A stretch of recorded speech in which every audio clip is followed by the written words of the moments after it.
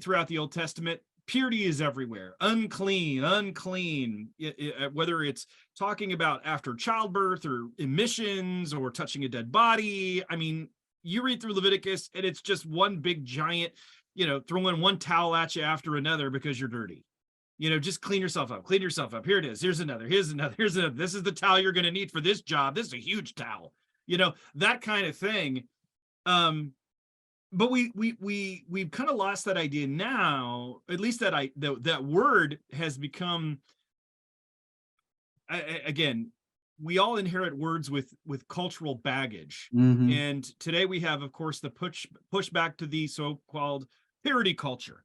I knew you were going there. Yeah. Well, but we cannot remove ourselves from the idea of purity itself. The Bible talks about this. We're not just talking about sexual purity here.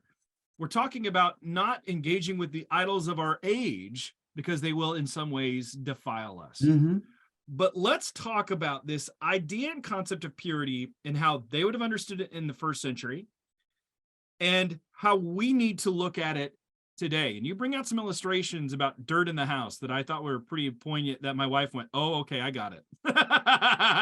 She goes, but in doing that, and we'll get to this in a moment, you mentioned about just having a pile of dirt in the middle of your home and that defiles the house. And I said, my wife would, as I was making a comment, I was like, honey, you would clean that up immediately. That would drive you crazy. And she goes, it would. My question is for you, this is my wife talking to me. She says, why wouldn't it drive you crazy? And I went, what do we have? I said, I don't know. And she kind of just kept raising her eyebrow like The Rock at that moment in time. Like, why? Right. Did not do the same for you. But let's go back. First century, purity, and now. Well, how is it? What is it? How's it work? Since you brought it up, I mean, just to kind of get a sense of things, dirt outside is fine. And by the way, this is not my analogy. This comes from Mary Douglas, a brilliant Old Testament scholar, cultural anthropologist, whose work, Purity and Danger, was foundational for my own thinking about this.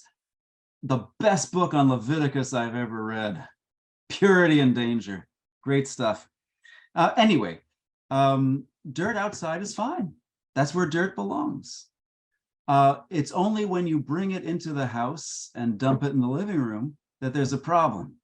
So dirt isn't a problem. It's where the dirt shows up that might present a problem.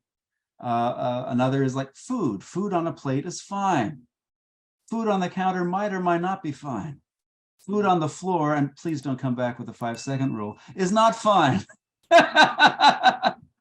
We do not spread out our spaghetti on the stairs to eat it, because there's a proper place for things, and if it's in its proper place, it's fine. It's just where God wants it, and if it's not there, it's not where God wants it. So let's fix it. Let's clean it up. And everything Leviticus has to say, and that we encounter throughout both testaments about purity and defilement, has to do with making sure everything is where God wants it, because God is a holy God.